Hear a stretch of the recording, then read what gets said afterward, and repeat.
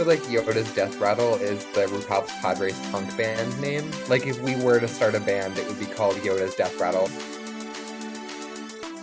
It is a period of civil war. Welcome to the podcast within a podcast, Rogue Ones, where Ollie, Jess, and Noah have gone rogue to talk about Star Wars video games. To kick us off, I'm Noah. My pronouns are he, him. You can find me on TikTok at the Jewish Jedi.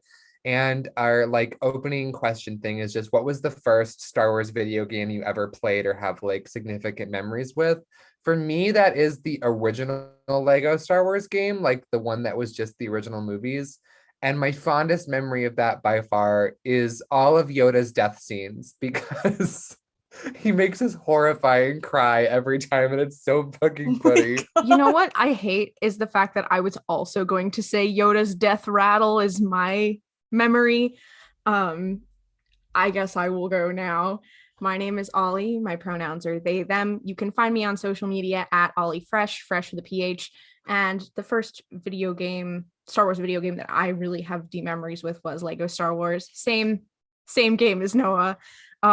What's also very funny, I was literally just talking to my girlfriend right before we started recording about how funny Lego Yoda's death noise is. Here, actually, I can pull it up. Let me just play it real quick for our listeners.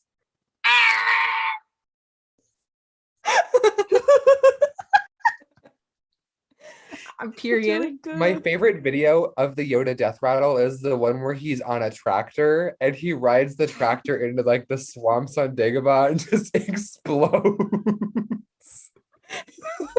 Anyway. Hi, I'm Jess. My pronouns are they, them, and my social media is at Kawaii Jessyo on TikTok and Twitter. And my first Star Wars game that I ever played, memories of that. Like I've said multiple times before, I'm a newer Star Wars fan, so I don't have childhood memories. So these are memories from literally just earlier this year. But the first game I actually played was KOTOR. I didn't finish it. I haven't finished KOTOR, but I started playing and was immediately what the fuck? Because this guy that you bond with, oh god, why did I do that? Sorry. This guy that you bond with immediately in the tutorial level as the ship is blowing up, I was just yeah, he's my friend, and then he fucking dies. So it's just no. Sorry, that's spoilers for KOTOR. But hey the guys, tutorial man for a game dies. That's been out for the better part of 2 decades, but just wanted to make sure. Spoilers for the first 2 minutes of KOTOR. It's 5 minutes. It's giving very much spoilers for the Torah, but if you guys don't remember, not having to listen to our entire backlog. Thank you guys so much for bearing with us. We are doing another Rogue Ones this week to talk about Star Wars video games. We are going to be back next week with a regular episode of RuPalp's Podrace, where we are going to talk about visions, and then we're going to have a much more solid release schedule, but we really appreciate you guys bearing with us for the last little bit. But yeah, we're here today to talk about what a lot of you have actually asked us to talk about. We're going to talk about video games in Star Wars. Not in Star Wars, but video games about Star Wars. There are, I don't know. I know that food is canon in Star Wars. I actually don't know if video games are. What is Dejarik if not a video game? But I don't know if that's just chess. It's with more yeah. steps. Well, okay, but it's just virtual chess. Okay, is that not just League of Legends? I'm not. No, listen, I'm serious. Listen, I'm gay. I'm not gay enough to have played League of Legends. I actively refuse to play League of Legends because all my friends play. I have not played League of Legends, but I'm pretty sure it's just like chess. But I'm just saying, I do think strategy game, but I don't think it's the same. Wait, Dejarik, if we consider Dejarik a video game, then that would make Chewie a gamer. That also makes Omega a gamer. Yes. Oh my god, here's my thing that I would kill for now. One, I want Overwatch in Star Wars because then I can hear Omega do a Tracer impression. I do think that there's a number of characters who would wear a professional gamer t-shirt. Cal Kestis is Ooh. one of them. Actually, wait. Cal Kestis would not be a professional gamer, but he would be like uncomfortably involved in the world of esports. Like he'd know the teams and their names and who Yeah. plays on them. You know who I think is a gamer? Matt Martin. Mart Or Madden? Matt Madden, sorry. Mark? Mark Madden. Let me say that again. No. Mark Yeah, Madden. go for it. Sorry, I'm fake fan. I think it's Mart okay. Martin and I are the same person, and I forgot his name. Sorry, Mart. I think Mart would be a gamer. He screams like, you know, he when- screams like gamer who it yells at his mom for coming in and being like, can you stop playing Minecraft and go to bed? He's like that video of that kid who's like, what the fuck are you doing? I'm playing Minecraft.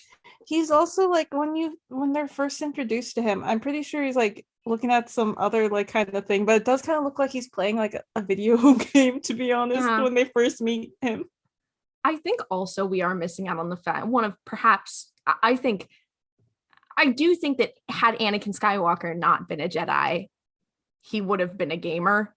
He was into pod racing, so no, he just doesn't. He not have the type of like that like slightly toxic gamer guy who is like he's nice, but every so often he'll say something and you're like, whoa.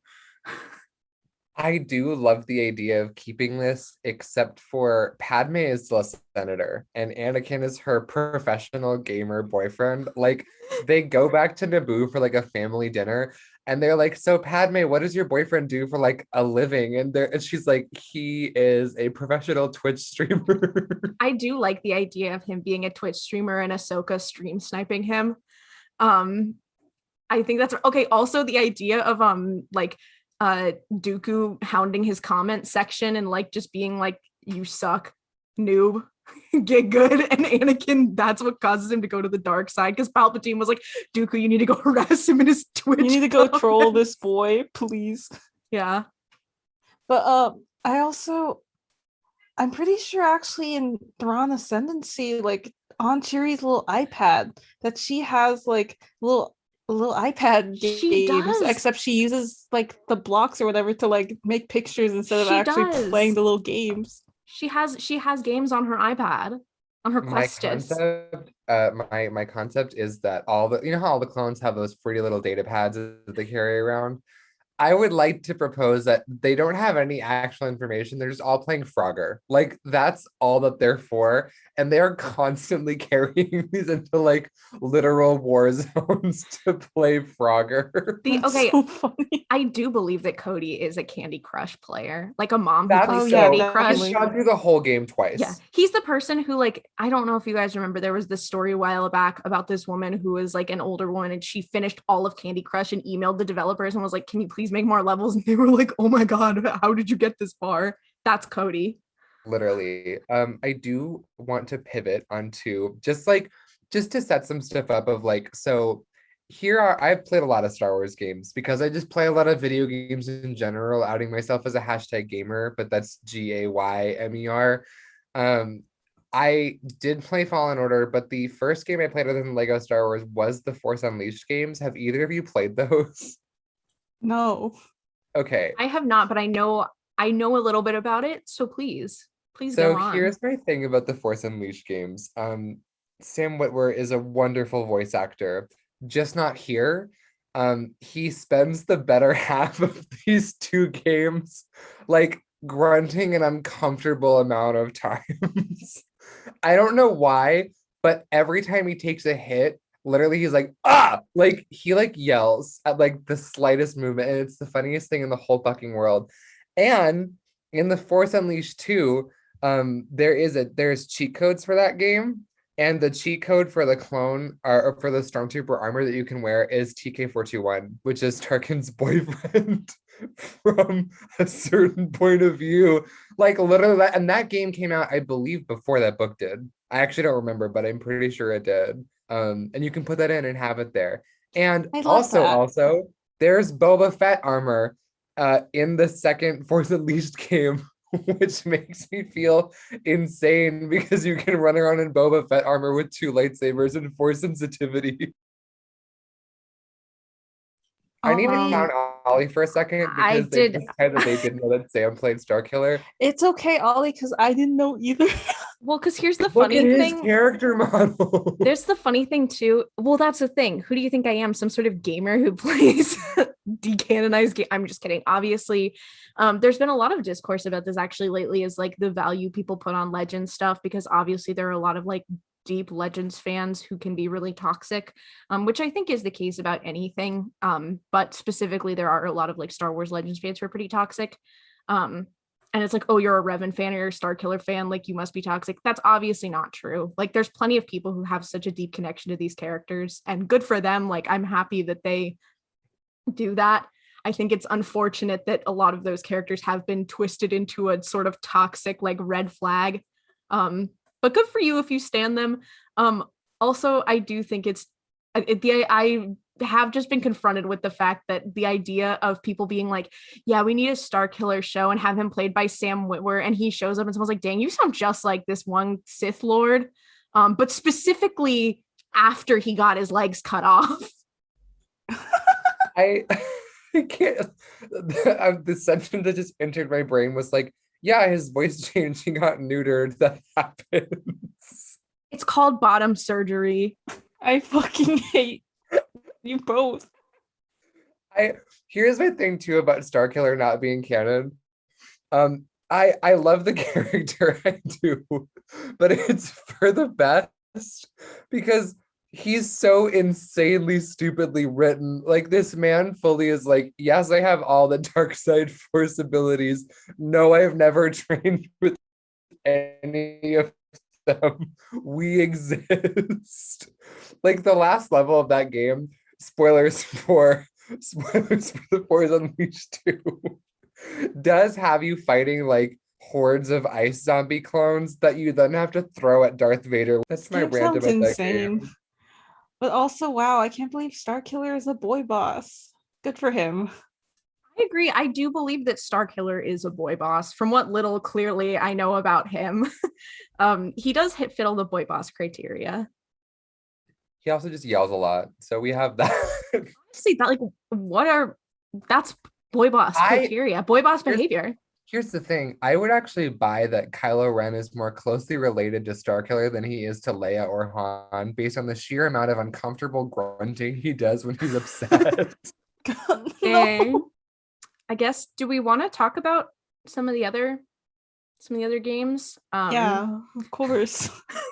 One I will also bring up, I think one we're really going to talk about a lot is Fallen Order, because that one I think is probably one of the meatiest Star Wars games, and it's one of the most recent, and I believe one of the only, like, not the only one because we have a couple others, but like one of the few canon games.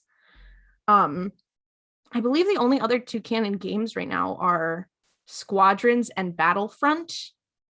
Battlefront 2. I don't think the first Battlefront is canon anymore. So I know that the new Lego Star Wars is coming out as canon because they have a picture of Cody and Obi-Wan in their gay little sand hut. So that one is canon. I don't want you to forget that. Well, listen, spoilers for A New Hope, but that did happen in A New Hope. So that is canon.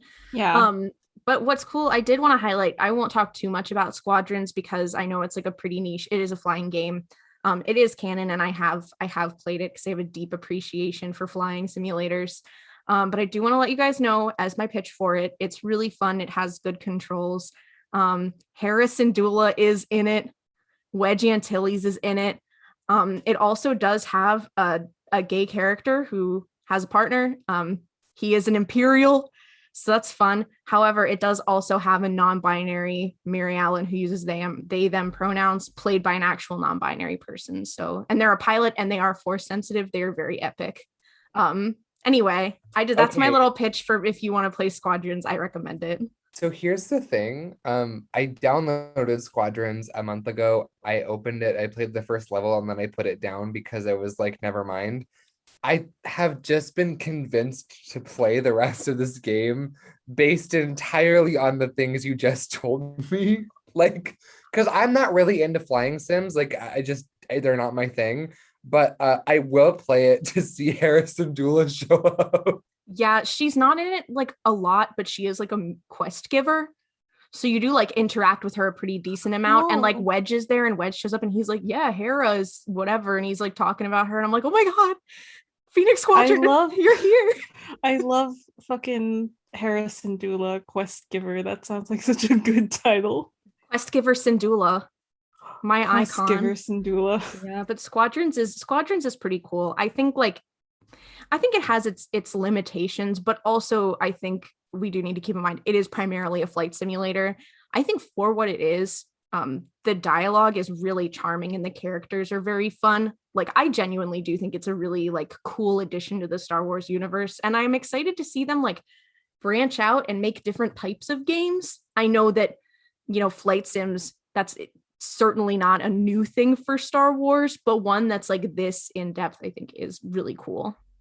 I do think that's part of the reason that Fallen Order was so like not big, but like I think enticing, was that this is Star Wars's this is Star Wars like first venture into like a Soulsborne typed game. It was not nearly as punishing as a Souls game, which thank God, because like it took me 99 hours to beat Bloodborne and I almost cried like 4 times. But the mechanics are there, and I think what I liked a lot about Fallen Order, like just from a like gameplay standpoint, it feels really fun to play. Like using the Force and using a lightsaber in that game, I was like, I like the number of times that I booted up that game just to sit there and like turn his lightsaber on and off and just like watch that happen is truly problematic of me. Like, I think that mechanically that's what's so fun about it. But I also just like the game a lot, and I would love to chat about her. my bestie Fallen Order. Yeah, she's really cool. I like her a lot. Yeah. End of discussion. No, The episode's over. Play the outro.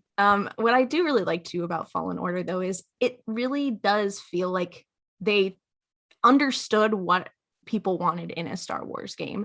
Like, they weren't, in my opinion, they weren't like over ambitious, but they definitely like they had the right amount of stuff. And I think that there's stuff in there that you could say like, oh, I would have liked for XYZ or whatever, but for their first real like foray into that style of game, I thought it was really well done. It's fun to play. The story's really interesting. All of the characters are really compelling. Yeah, I'm mark me down as a fan. I also really liked Fallen Order. It is the only Star Wars game that I have actually fully completed. But I think I just really liked it because I am more of a fan of like story-driven games. Like, I don't come to play games because I want to actually play a game. I'm just invested in the stories of things. And I liked Cal's little story of like, oh, here I am, this teenage boy having to deal with my past trauma of what happened after the war.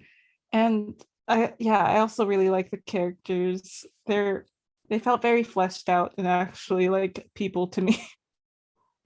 Not saying that some of the other characters in some of these other games don't feel like people to me, but I don't know. That's why I haven't finished KOTOR yet, but that's another story. I think you're right about that though. I mean, because I'm the same way. I really only like games of their character base, and if they're not, like Bloodborne, for example, is not actually a character-based game. So you would catch me like making up character stories about what was happening because that's just how I like to play a game. What I was surprised by with Fallen Order, like very pleasantly, was that I actually bought everybody's individual motivations for like why they did what they did, which is rare for me in any narrative to be like, yeah, I actually buy that. But like, we probably should actually spoiler mark this discussion because this game is fairly new. But like, Trilla and Sayre's relationship is so interesting because Trilla's one of the few evil characters that I genuinely was like, now wait a minute. I think she has something to say here. Like, there's this really haunting line where Cal and her are first meeting each other like face to face, and Cal's like, I won't let you touch them, and all Trilla says is, I thought the same thing once, and that's the end of their conversation. And like, you just really get the sense that she's doing what she's doing for actual, like, not valid reasons, but you get where she's coming from. And I really I liked her character a lot. Even like Masana Tide, the ninth sister, like she spends almost the entire run of her character on screen as like the angry large woman. But she, in the end, literally has like several lines about the trauma that is done to her to cause her to become an inquisitor. And you're sort of like, oh shit. Like, I'd even want to like talk to you about your life story. And I thought you were an asshole for the majority of this game. Ninth sister, I could fix her. Um, anyway, I do agree. I think that Fallen Order is one of the really good examples of like Star Wars actually handling the fallout of certain situations. I think a lot of the time, and this is obviously by virtue of the fact that a lot of stuff happens like in the context of a movie or of a major event, so you don't really get a lot of that time to like watch these characters deal with and process their trauma. There's some of that in some of the shows, and there's some of that certainly in the books. But I think that Fallen Order really it did a really good job of saying like, hey, Cal has a realistic motivation for being a little traumatized, but also like the villains are very compelling, and like Noah said, like their motivations are well written. So even though you're not supposed to agree with them, and you don't find like they're obviously doing the bad thing, like there's no point where you're supposed to be like, maybe they're right. But they are still really compelling, and the points they are making make sense in the context of their character and with what they have been put through.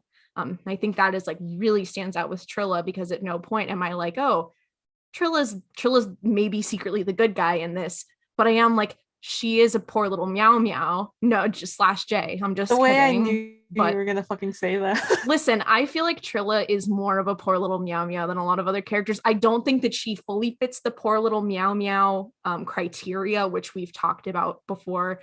I believe that in order to be a poor little meow meow, you have to have a moral struggle. You can't be a fascist, and you cannot be in control of any given situation. I feel like unfortunately falls under fascist. Yeah, like I don't can't be one. Like I don't believe she personally like believes in fascism, but she do be working for the Empire though, which is not great. I honestly like I think that Sarah is one of the most fascinating characters in all of Star Wars canon. And what I love about this game in particular, the way that it explores what the Force is to different people is so interesting. I also just love though that Cal and Sarah are both recovering from the same set of trauma and the same event in very different ways. And I like that a lot, that it was sort of an exploration of that. I think also, I mean, the reality is that unlike a show or a movie, a video game is literally an empathy machine. Like it puts you directly in control of a character's actions and motivations for however long you're playing it. So you're gonna start feeling for them. I have never actually felt the tragedy and trauma of Order 66 more than when I was playing as Cal, having to like go through that. Especially because, and fuck the writers for this, they have the little moment where he like high fives his clone commander while going to training, and then like under 10 minutes later, that guy is trying to kill you. And you just have to be like, okay, sure, we're just gonna go with that. And I also, I could talk about this game for like 8 years, but the other big thing that I like is that neither Trilla nor Masana Tide are redeemed at the end of their respective arcs. The Ninth Sister, less so obviously, but like Trilla's last line being "Avenge us," and like she's admitted that her way of thinking is wrong, but she has not like made a redemption arc. And I think that that was really important. I wish her character had lived so she could have like started to do that, but that was a really like great place to end her in that point in the story, I think. Oh, Darth Vader, my fucking enemy. That was terrifying. Oh my God. Was anyone else like fucking shook when that happened No. the first time? When Darth Vader showed up and there's no health bar, I was like, okay, yeah, well, I was like, what the fuck do and I I'm do? like, well, here's the thing too. I'm like, I have seen Star Wars before, so I know that Darth Vader doesn't die on this underwater base. So I know that I am not going to win any fight. I really did for a moment when he showed up be like, is the entire cast of Fallen Order gonna die, and Fallen Order 2 is gonna be like Fallen Order 2 is gonna be Greez and Merrin just like hanging out. First of all, Greez and Merrin buddy comedy win. Period. I would watch that. The idea of the two of them being like well, we need to save the galaxy now that our force sensitive besties are gone. Now that they were put down by Darth Vader. But no, I really did genuinely for a minute. I was like, dang, his Calcast is about to die. This is a really interesting character. And I feel like they did a lot of work on this. It'd be really a shame to see Also, him the go. way that Vader just like yeets Sarah into the fucking void, I was like, is she just dead now? Like, Yeah. are we just? I spent the entirety of the remainder of the level before she shows back up being like, she just died. Yeah, Like, I was just like, I thought holy that too. shit, he came and killed fucking Sarah and Trilla. Misogynist Darth Vader? He would never. Darth Vader respects women. That's one of his Padmé's crowning ghost traits. comes back and just like, Anakin, respect women. If she had said that when she went to go stop him at Mustafar, he probably would have listened to her. Anakin, you're not respecting women. And he would have been like, oh no. Padmé shows shit. up. Sorry, on Padmé. Mustafar. Padmé shows up on Mustafar with a sippy cup full of respect women juice and is like, you forgot to drink this today. She puts it in a Snickers and she's like, have a Snickers. You're not you when you're hungry. With my encounter with that end scene of Fallen Order of, Trilla gets killed by fucking Vader. And yeah, there's no health bar. I did get killed by him like 3 times before I figured out what the fuck I was supposed to be doing. I was just like, do I just get killed? I was like, I don't know what I'm supposed to do. Help. That was actually a struggle of mine throughout the game. Is like, I'm not good with like more like free roaming games, which this wasn't entirely free roaming. There was like quests that you were supposed to go on, but you could kind of just like go in whatever order you wanted. And I was just like, don't do this to me because I am stupid. I am gonna get lost. And I did get lost several times. It wasn't fun. I was just gonna say my biggest complaint about this game is the complete lack of fast travel to anywhere other than planets. I was just about to say having to walk back to the Mantis after you finish the mission. Yeah, it feels like it's like a walk of shame. I'm like, Merrin's like, I'll meet you back at the Mantis, and I'm like, well, I've got to walk there. I'll see you in a minute. I'm gonna get attacked by things, and you're just gonna. Also, okay, me, I guess. When you're walking back from Dathomir and you have to run past, and all the Night Brothers respawn, and you have to run past, you're like, I'm so sorry, Kings. I'm so sorry. Also, the way they all yell at you when they're like, interloper. And I'm like, look, I'm just trying to get back to my ship, please. Can someone please tell me the way? I'm stuck on this underground level and it's so dark. The thing is, I've played games in like this genre before. I mentioned not my gamer clout, but like I have played Bloodborne. It's a very similar concept. That I don't know what it is, but like you would go down a pathway and then you would just have to go through like the rest of the level to get back to the place you wanted to be. And and the thing for me is I'm like, I don't know, like the game says I can turn left or right, but one of those is the correct way and one of them is a side mission, and I want to do both of them right now. So I would like pick a direction and go through the whole thing and then come back into the whole other thing and then progress. Like that was my horrid strategy. I don't know why. Like I like open world games, but yeah, a lot of the time I was like, wait, I have to walk back to my ship. I walked like 18 miles in this game. Please let me die. Yeah, fun stories when I was playing, and before, like it was close to like the final, like, oh, you got to go to the base. And then I'd already gotten like Marion, so we're just like, yeah, we got to go to the base and face off against Trilla. I was like, let me go find some collectibles that I missed, actually. Sorry, guys. And then I did get lost for like an hour. I was like, I can't find the Mantis. How do I need to leave. They're counting on me to save the no other way. I was literally unmuting to say, Greez, come pick me up. I'm scared. I love that for us. But yeah. I do love also, this is a scene that I think we often forget about when people talk about Fallen Order. There is a scene where Kel does get kidnapped because Greez has beef with someone. Yeah, he has like gambling debts or whatever. This is like that meme where he calls and he's like, I have your son. And Greez is like, I don't have a son. And he's like, then who's this redhead who keeps asking for his droid? And he's like, they have Cal. Like, Oh, the way I do have a screenshot of me in that arena beating a droid called Bagonk because I thought that was the funniest droid name I'd ever seen. It's just like a beefed up like gonk droid, I'm pretty sure. Gonk slash Nothing. Gonky when? Fucking, I can't with y'all. Bagonk is dead, so it's Yeah, we murdered him. Well, listen, Bad Batch takes place what in before 19? Fallen It Order, takes place though. before. Yeah. So Oh my there's God, that's that why. could be what is that is Gonky. No, Gonky would never become I would, evil. yeah, I would Gonky never. has fallen down a path that we can't follow. Wrecker POV. Wrecker comes to kill Cal Kestis because he murdered Gonk. Oh my God, wait, no. Okay, the next season of The Bad Batch is literally going to be the plot of Revenge of the Sith, but Gonky is Anakin and he becomes Bagonk, and AZ is Padmé. The idea of AZ doing his like gay little float over to Gonky and be like, Gonky, please. Gonky, You're breaking my circuit heart. board. Gonky, please. You're breaking my circuit board. No. I know. Although here's the other thing about like the whole Greez kidnapping scene. I can't get over. My first playthrough, I didn't pick up it was even Greez's fault. So I was just like, I guess Cal just got fucking taken off this planet.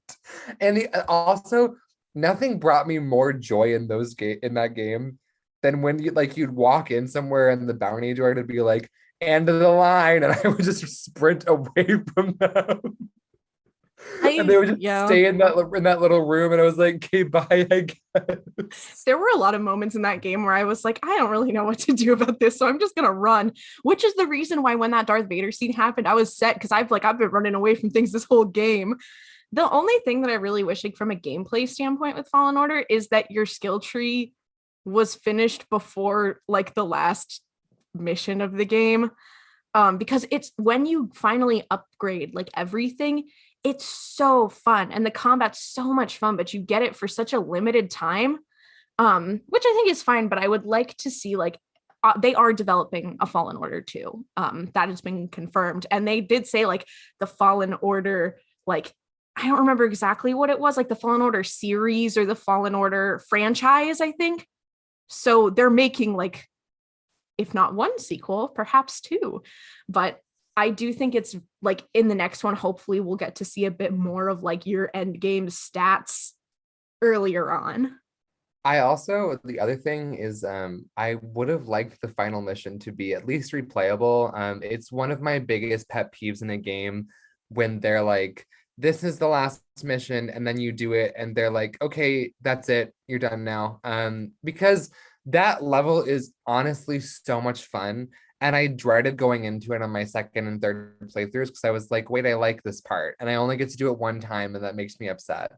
Also, this is the only Star Wars anything where I've bought the concept that Vader was like a formidable opponent, because except for in like this in the hallway scene of Rogue One, I fucking shit myself. Like literally, Trilla's like, oh fuck, something's behind me. And then Vader just falls from the fucking ceiling and kills her. And I was like, this is fucking it, I guess. Especially considering that whole scene, no matter what difficulty you have it set as, Trilla does beat your ass a lot. Like that, Trilla the fight with the Trilla's longest out of any fight in this fucking game. Like I that, swear. and like I was like, please, like, just let me die. Yeah, I was like, I thought the Terran Malicos fight was hard because that fight was so annoying. Like I generally do love this game. That fight, I hate that man. I'm also like, girl, just shut up. Like every time he'd open his mouth, I'm like, I don't care what you have to say. Like you are so stupid. Get out. But like that fight was really annoying. But God, Trilla, I'm like, girl, you are so powerful and so sexy, but I need you to like, can you calm down? And then Vader kills her. I'm like, I didn't say calm down that much. Like, no. But no, Vader, I truly was like, I feel like, yeah, like the Rogue One hallway scene was bad. I almost want to also call like the scene where Vader shows up in Rebels for the first time, and they're like Ezra and Kanan can both like feel his nasty vibes like from like before he even enters their vision. They But don't yeah. even feel him. They just like smell the air and they're like, something smells like shit. They're like, Lord Vader, have you doo-dooed your pants again? And he's Please, like, no. Yes, my emperor. I can't deal with I this. can't. The thing I wanted to say was the Terran Malicos fight. I think it actually did take me the longest to beat that one. That said, he has an attack that I think is the funniest thing in the entire game. And it's the one where he just relentlessly flails at you uninterrupted for like 5 hits in a row. The idea that Merrin's just standing there like, dang, is this what you guys used to do? This is how all the Night Sisters Literally. got killed. This seems Also, stupid. also, Merrin like shows up halfway through the fight and is like she does things, but I'm like, bestie, why can't you do this every time I hit it? I like land a blow on this man, and he's like, okay, I'm nominating him for greasiest Star Wars character. He Yeah, is he's like gross to look at.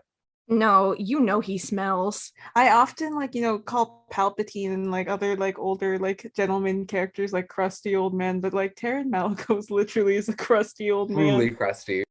No, what I would not give to like see that man. Like, I wonder what he looked like when he was a Jedi. Like, did he shower then? Was he always this crusty? Like, I imagine, talk about like you can sense someone via their smell. When Cal walked up and he was pretending to be this silly little old man traveler, Cal should have known something was wrong purely based on the smell alone. Like, maybe Cal's too accepting. I will say on the subject of Dathomir, no gaming mechanic frustrates me more than character has fallen from a high place and you must now spend grueling hours getting back up to that high place. I'm not kidding. I like hated the Dathomir section, so not like the overworld, but like just the sheer amount of effort you have to put in to get essentially to one platform. I was like, why are we here? And it was slimy and bad and everything's poisonous. And by the end of it, I was just so ready to like give up. I was like, I'm putting this fucking game down. Yeah, and then that giant fucking bat fucking attacks you. And I was like, after like, being on Kashyyyk and coming here, I'm so sad. I miss my bestie, the Shio bird. Please come back. I don't like this big fucking bat. That said, I do believe in animals' rights, but not the animals on Kashyyyk. They can choke. There were spiders and slugs and bugs that were also on fire. Like the they were like bird, huge. I would kill for, but all of the other animals, and they did like fucking damage. Those slugs would like bat you across with their head, and Cal would be like, "That's half my fucking life right there." Cal is just like, oh, sorry, go ahead. No, I was just gonna say, I realized maybe they're big bugs because the Shio bird is a big bird, so it needs to eat big bugs. And much like Texas, everything's bigger on Kashyyyk. Even the Wookiees are really big, to be honest. Yeah, well, I mean, to be fair, like Wookiees, I think it'd be very funny. They're like just like mouse size compared to like some other giant race that's on Kashyyyk of like humans, but they're just really large. Like the idea of the Shio bird just being a normal sized bird.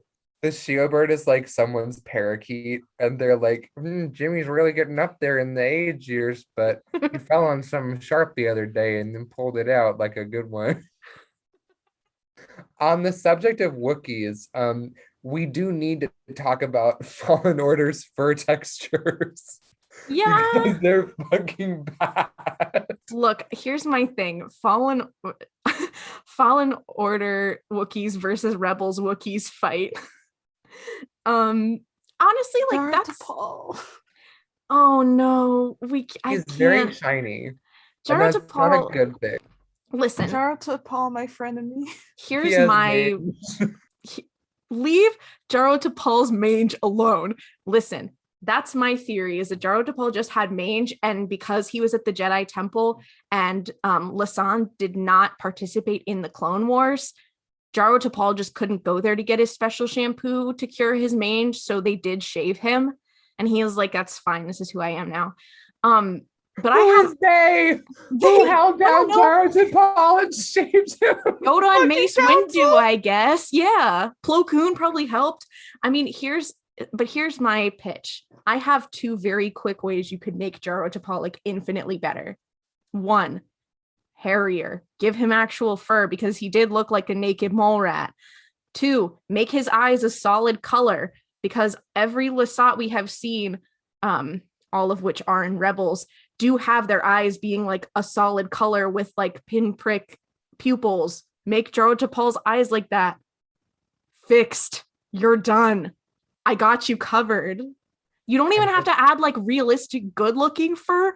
You just need to like put some texture on there. He's shiny like a baby's ass. Like he is just absolutely like pristine. I'm like, sir, no. You know, I said before, I was like, I know I have to talk about Jaro Tapal because that's what my fans want from me. They want me to talk about the Lasat situation because every time I talk about Zeb on TikTok, people comment, well, I'm scared to see him in live action because what if he looks like Jaro Tapal? And I'm like, just stop, please. I can't keep doing this. Anyway. I've made a horrifying realization. This might not even go in the pod, but like I'm gonna make these memes for Twitter. The fur texture in Fallen Order is identical to the fur texture of beasts in Bloodborne. Like they are the same. And that you're so right. Horrifies me. I would also like to say, and this will be probably like I think my last like 2 things in Fallen Order, and then we can move on to a different game because I want to talk Lego games. They're very fun. 1, I know that I say that I'm attracted to men, but I'm straight for Trilla and I could fix her. And Merrin, I don't need to fix her, but I am straight for Merrin. Merrin is like, she's just so interesting and beautiful, and I feel like I could talk to her. Anyway, moving on. The other thing is, I understand that Star Wars is not good with names. And I'm not saying it's out of the question that the species Zepho named their entire planet Zepho, but I'd like you to ponder the question of us naming Earth human, and I just don't like it. Because here's my thing. Okay, but what about Earth and Earthlings? I mean, that's kind of similar. I mean, we made up the word Earthlings after naming the planet. That is true. Infinitely funnier concept. They name their planet Zepho, and then they're like, "Hey guys, that's kind of a great name. We should just use it for our species." Alternatively, I would just like to suggest that Eno Cordova just went to that planet and was like, I don't need to learn how to read all these words. I'm sure it's fine. And just never learned that the planet is not named Zepho. Not colonizer Eno Cordova.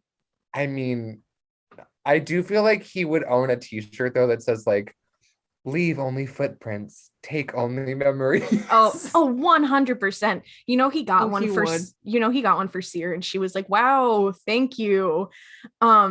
I would also like to propose, speaking of Eno Cordova, I would like to propose the Comac Vitus to Seer Junda lineage. I believe that one came from Lil, who is at crime_lord_amidala on TikTok. But yeah, I do think about that a lot. I did also just very quickly want to talk about, before we move on, Dathomir is probably one of my least favorite levels, but the story there is so good. Merrin is like just one of the best characters ever. I'm obsessed with her. She really does, like, the conversation she has with Cal is something, like, when they first are kind of like agreeing to work together, is a conversation I wished happened in so many other, not only pieces of like Star Wars, where people say like, hey, I know we have our disagreements, not to be like, oh, there's whatever, but like, we need to reason why we can rationalize doing XYZ and how we can relate to other people and how trauma affects, you know, how you can trust. I would love to see conversations like that more often in Star Wars, but in like literally every other piece of media that deals with trauma in any capacity. That line from her where she's like, Night Sisters and Jedi don't normally travel together, but survivors, like, just, that's up there with like some of my absolute favorite Star Wars quotations, or just like honestly media quotations of all time, because it's such a powerful sentiment and it came out of nowhere. Like, she said that and I was like, no, wait a minute. Pause the fucking game. Like, I loved that scene, and I need more of that. That scene did make me emotional. I was just like, oh my god, you two are so great. Merrin, I love you. Yeah, also my final like thoughts about Fallen Order before we move on. Yeah. Like I did enjoy the epic Saw Gerrera moment too, where he's like, hey, here I am, I'm on Kashyyyk, hi. And Cal Kestis is just like, oh hi, I'm Cal. He's like, hi, I'm Saw Gerrera. I do have like one kind of thing of beef with the way that they talk about Saw in that game. And I won't get too into it because I think it's well established, at least in the RuPaul's Podrace lore, that things that have Saw Gerrera in them tend to handle them not great. Because from the beginning, when they meet Saw, and their whole thing is they're kind of like trying to find allies, and that's why they're there. They're trying to talk to Tarfful. And Seer is immediately like, why, careful, Cal, like everyone doesn't have the same agenda as we do. And I'm like, okay, assuming that I'm a deep lord, like Star Wars fan, and I know who Saw Gerrera is, that line might, I can see how you rationalize that. But Saw Gerrera at that point, the partisans were like an quote unquote extremist group, like fighting fascists. So how extreme can you be?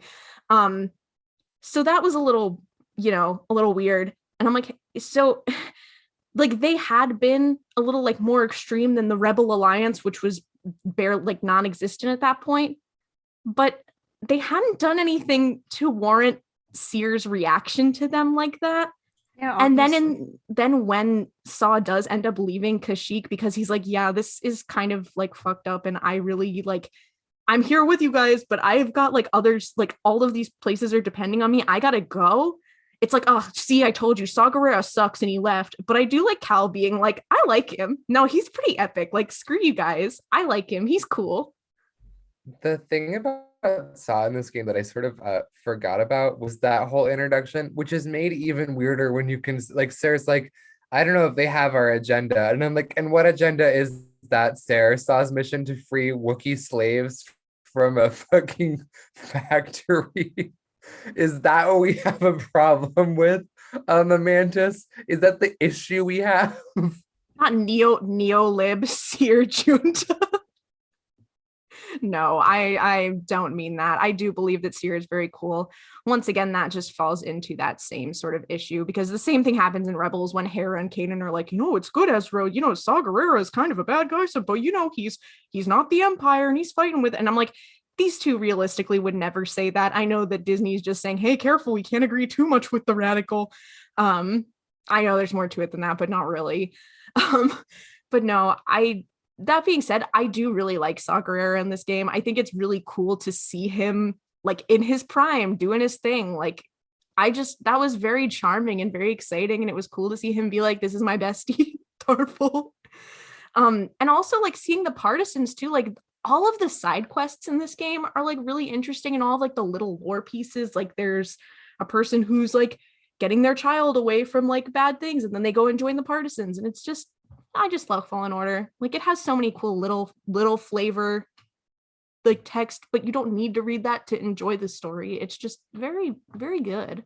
I had this is not about Fallen Order. I just looked at my notes and I forgot to mention the best thing about the original Force Unleashed game is actually not the best, but one of the funniest. Unfortunately, it does contain Shakti's third consecutive death scene. I just wanted to like put that into the world. Oh, Shakti, I'm so sorry. I must ask, Shakti, my favorite MILF. Is that the one where she has the very skimpy, weird little outfit? I don't even know if I would stoop to call it an outfit so much as I would like a line of fabric down her body.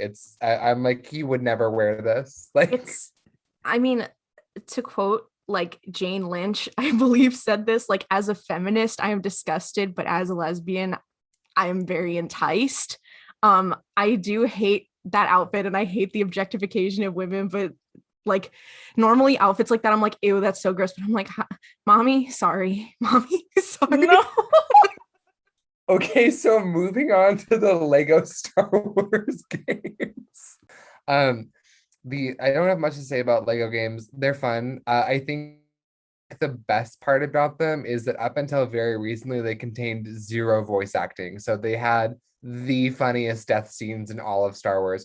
not just because of like Yoda's death rattle, but like Qui-Gon's death in the first Lego game. He just like lays his head back and then his eyes change to X's and they're like, well, he's dead now. R.I.P. Qui-Gon. That was so good. The other Also- part, like one of the other deaths, it's not really a death because here's the thing. When they die, they do explode into a million pieces, but there is a scene where Grievous does like bitch slap Cody across the across the stage, and it does seem like he passed away. I believe he did live because he did not explode into a million pieces, but it was very funny. So true, bestie. The other important Lego thing I want to bring up is why does Lego Darth Maul simply not find his legs and put them back on? Not that being decanonizing, Oh my god. decanonizing everything after the Phantom Menace. That's oh my god. extremely funny. Okay, there's also there is a Lego Clone Wars game that I did play as a child. It was on the Wii. That's where I played it anyway.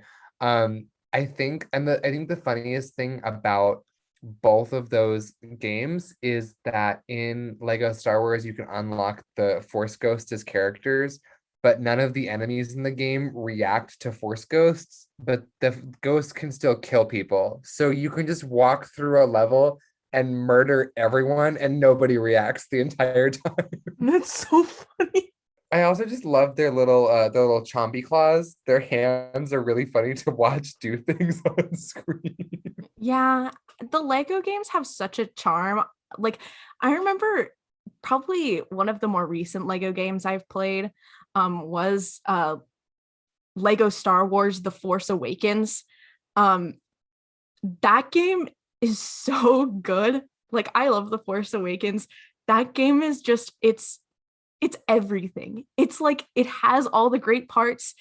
It makes me not get like genuinely scared at Kylo Ren's weird like little fun temper tantrum. Like I feel like that game enhanced my enjoyment of the movie. And that's why I'm excited for the Lego Skywalker saga. Because I do think like it is going to enhance my enjoyment of like all of the Star Wars movies, just because like obviously I love them, but like seeing something that is like officially licensed poke fun at itself is just so refreshing. And that's like Lego games always do that, but I'm so looking forward to this. Like, yeah. The one concept I want the Lego games to canonize is that every single planet has been built with small vents specifically for tiny characters to be able to crawl through to complete puzzles. Because I don't know why that's extremely funny to me, but like when you would play a Lego game on free play, my brother and I would have to make sure that we had like one of the tiny boys in case there was a vent we wanted to go through during the game. Oh my god, wait, they vented. Like in Oh my Among god, sus. Oh my god. Execute Order 60 sus. Can I bring up a fun Republic Commandos? Yes. I totally forgot about Republic Commandos. I would love to talk about that, but I've not played it for eight years. Please. I didn't actually play it. I just watched my friend play it, like, over the course of when we were also watching the Bad Batch, because I'm pretty sure, don't quote me on this, but I'm pretty sure like the Bad Batch are kind of based off of the Delta Squad. They might have had some inspo there. There are like throwbacks to fucking Republic Commando in the Bad Batch, but fun Republic Commando moment is, or it's not really a fun fact because I did talk to my friend about this because I wanted to make sure that I was getting my facts right. But at first, before they decided to decanonize Republic Commandos and make it Legends, but Republic Commandos was technically the first canon appearance of Grievous before they were like, no, never mind, this is Legends. Not counting the 2003 or whatever Clone Wars that was by what's his name? The guy Tarkovsky. Is that his last name? But you know the little Tartovsky? Yeah. The fun Samurai Jack style Clone Wars. The 2003 Clone Wars, yeah. Yeah. But that wasn't canon, even back then. And then when Republic Commando came out 2005 or whatever the heck, when it came out, like it was before Revenge of the Sith, right? And Grievous made his first appearance kind of there. Like briefly, you're kind of just always kind of missing Grievous by just a little, but they're like, oh shit, there's fucking General Grievous. That's like Anakin. God. Anakin, Republic Commando's handshaking meme of always just missing General Grievous. But I do like that the main character that you play as, Boss, is actually voiced by Tim, and all the other clones are not voiced by Tim. But it's still a fun moment. It is very. I need you to understand. Oh no, I was just gonna say it is very troubling. Like after watching the Clone Wars, because I did play Republic Commandos when the remastered version came out. It's very weird playing it after being so used to all of the clones. Even though D. Bradley Baker does not sound exactly like Tim, but like by a long shot, he does like imitate him and does like have an accent. It's very weird to hear the clones in Republic Commandos be like, "Come on, boss, let's go this way." And I'm like, "Whoa, Delta Squad!" Like, who raised you? I need you to understand the level to which you have given me brainworms that I was like, Bosk? Bosk is in Republic Commandos? No, not Bosk. Yeah, you actually play as Bosk. Bosk There is are right there. Trandoshans Bosk- in Republic Commando, though. Is it Bosk? You do kill them, but Yep. they are Republic attacking your ship. Republic Commandos is decanonized. Decanonized Empire Strikes Back because they did kill Bosk. God, that's Yeah. With Republic Commandos, the first level is like, Geonosis. You're fighting some droids and you're fighting some Geonosians, and then after you're done with all your little missions there, you get back on your fucking big ship. I don't remember what kind of fucking ship they had, but then it does get attacked by Trandoshans, and the Trandoshans are fucking killing everyone. And so you have to kill the Trandoshans, which is really sad. And I was just like, no, because I like the Trandoshans. Sometimes Boss and the other like Delta Squad members have fun little comments when you like examine things. And by fun, they're kind of like messed up sometimes. But that's just like our podcast. Yeah. That's our podcast Halloween costume. We just go as Delta Squad. There's 4 of them though, and there's 5 of us. So. Well, it's okay. Mel will just sit on my shoulders and we'll be Boss because you don't really, most of the game it's from their perspective. So yeah, we'll be like, it will just be Boss's helmet, but we're also wearing it. Also, if he was wearing a very long trench coat. Yeah, the 4 Delta Squad members: Boss, Fixer, Sev, and Scorch, which. We did have fun little like, is that Scorch moment in the Bad Batch? Yeah. I still don't know if it was him. It's so weird because half of the places I've seen have been like, oh, it was an homage to him. And then half of the places are like, it was him. I believe it was his armor. Point, like, officially it's an homage? ? I would like to believe that he was just chilling out there, like that was some clone that saw his armor and was like, wow, that's cool. He's like somewhere else in the facility and he's like, why the fuck does that guy look like me? I believe it was him because at the end of the Republic Commando game, your bestie Scorch, who's Scorch, who is, is that him or not? His bestie, Sev, who was my favorite of the Delta Squad crew, does get, like, killed or taken away. And Scorch is just like, we gotta go back. We can't just fucking leave Sev. And goddamn Yoda, it's so hard to defend you sometimes. But Yoda's just like, no. Well, you know what? That's my... Thank goodness that was decanonized. I would hate to have a reason not to like Yoda. Like canonically, I guess it's not canon, but like in that timeline of the Republic Commando stuff, Scorch is like, fuck the Jedi. I am gonna side with the fucking Empire because I was not able to go save my bestie Sev because of the. Because that was before all of like the chip storyline had been enacted, but it's very funny the idea of I do like the idea of watching Revenge of the Sith. And obviously, like, if you saw it in theaters, you saw it before Clone Wars, and like the chips weren't a thing. And you're like, dang, they all just were like, anyway, fuck the Jedi, right? Like, it's just very funny to watch and be like, dang, that was weird. Anyway. Tarfful also is in fucking Republic Commando, because the final level of Republic Commando is on Kashyyyk, and they do have to rescue Tarfful. And I'm just like, Tarfful, you're fucking huge. Tarfful, just imagine POV, you are boss, and you have to look up at fucking Tarfful. Tarfful really is like in everything. Like, Tarfful's in Fallen Order, he's in Republic Commandos, he's alive during the High Republic. What hasn't that man seen? There's like interviews of Temuera Morrison, like, you know, talking about Republic Commando and working on that. And it's fun because him being like, yeah, I like get to be in the Star Wars and then also video games. But there's also like this weird music video for Republic Commando that is like early 2000s, like kind of rock thing. And it does make me feel insane. So if any of you ever go look up the Republic Commando like music video for like the main kind of ending credits like theme song, it's really funny. So we also do just want to kind of touch on some future releases that are coming out in the world of gamers. I think the big one that everyone's anticipating, that everyone's been losing their minds over, is the Skywalker saga, which is coming out, so I've heard.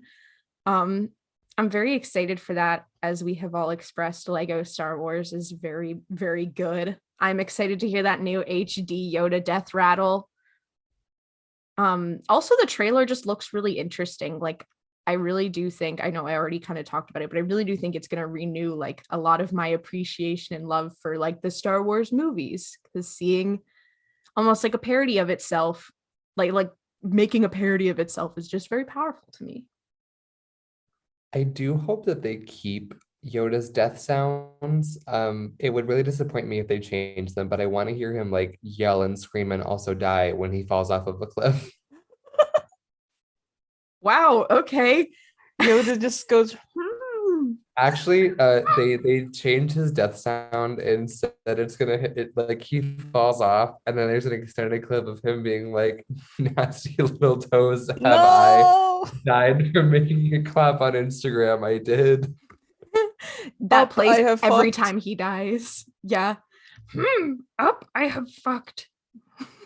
Nasty little toes I have. Died from making it clap on Instagram, I did. I can't deal with that. I've created a monster. Would Yoda body the Met Gala? Yes or no? That man has been wearing a dirty sheet for the last 800 years. Yeah, do you see him in that fucking High Republic Adventures comics? He's still wearing the same outfit. Yeah, he's literally wearing like a... Listen. The theme last night was American fashion. Wearing a dirty pillowcase is on theme. One year he's on theme. You know, he wears the same outfit to the Met Gala every year. The Jedi Met Gala, I'm scared. The other games that are coming out, I know, there's just a trailer drop today for Star Wars Hunters, which is something that we don't know that much about. It is an arena game. It looks cool, but it is for mobile and Switch, which is very interesting to me. Just because I wonder what kind of processing power it's going to have, if it's going to be able to like actually run on mobile, or if it's just going to be like, it's also on mobile, but don't try to play it when your phone's not plugged in. But that I did interesting. The Star Wars Hunters trailers is only funny to me because it introduces the concept of a Mandalorian whose name is Aaron, which is just the funniest name for a Star Wars. Like, this is my Star Wars OC Jack or Sam. Like, that's the image. This is my Star Wars Sith OC, and her name is Kelly. Like, that's the vibe I was getting. Yeah, I do like, it does seem like Star Wars WWE, which is very powerful to me. because I would definitely recommend go watch the trailer really quick. It's pretty short. It's pretty fun. It does introduce the concept too of like a force sensitive droid, but that also might have been for the show, because what I do think is very funny is like if this is the Star Wars like WWE equivalent, they're just like making stuff up and it's not really accurate, and they're all just like actors who are very physically fit and can do really cool jumps and stuff. I think that would be very cool. I'm really excited to see what the deal is with it, and see the characters more. I do love the idea of a force sensitive droid, but what I love even more is a droid with a script and also a lightsaber. Like they just hand him a lightsaber and they're like, go up to Catherine over there and like call her a Sith. And he's like, all right, cool, as long as I get paid. That's so fair. That's so valid. And you do it too for a check. The other thing too that is getting made is, so there's two other projects that we know are like in development, but we know basically nothing about. One is Fallen Order 2, or any other like sequel type game to Fallen Order. I don't know if it's going to be called Fallen Order 2. But there's also a Ubisoft, whatever, is working on an open world game. We know like literally nothing about it except for the fact that it is being worked on. So that's exciting. I can't wait for that. And then the RuPaul's Podrace hosts all play it and kill each other. Oh my god, yeah, we form a guild and start being like toxic gamers. What are we if not a group of toxic gamers? Yeah, that's true. That's why Mel and Claudia aren't here, because they are not toxic gamers, but we, the three of us. There's also a KOTOR remake. And at first I thought it was just like a remaster, but no, they're actually like remaking it, which is crazy, because I think a lot of people, the big question is like, is it going to be canon or not? Which I'm very interested in. I think it would be really cool to see, like, because for those of you who might not know, that is the game that Darth Revan is from. And when Dave Filoni created Revan and Mara Jade, Callus Aurelios, he did base Revan's name off of the character from Legends, like Darth Revan. So I'd be really interested to see how they handle that when they make the new KOTOR. Yeah, because obviously obviously we don't want Zeb and Callus's poor son to be named after a Sith Lord. So yeah, absolutely. That would just be really unfortunate. But I do think like this does play into my theory that Revan is just like culturally appropriating Lasan names. So Revan is like a very common name on very common on Lasan, and Revan at one point went there and was like, I like that name, I'm making that my Sith name. The idea that Revan's like Sith name is the Lasat equivalent of like Kyle is extremely funny to me. I also, if we bring that up, of it's just a popular Lasan name and Revan liked it, that Revan furry confirmed, not clickbait.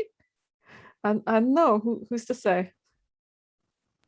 The other thing about like the non-canonical version of Revan from the original KOTOR, I think what's funny about him is everybody's like, he's the coolest character in Star Wars, and then like he is literally a pre-made OC. Like you're just making choices for him. He has no actual like story. He's just a guy who you happen to play as.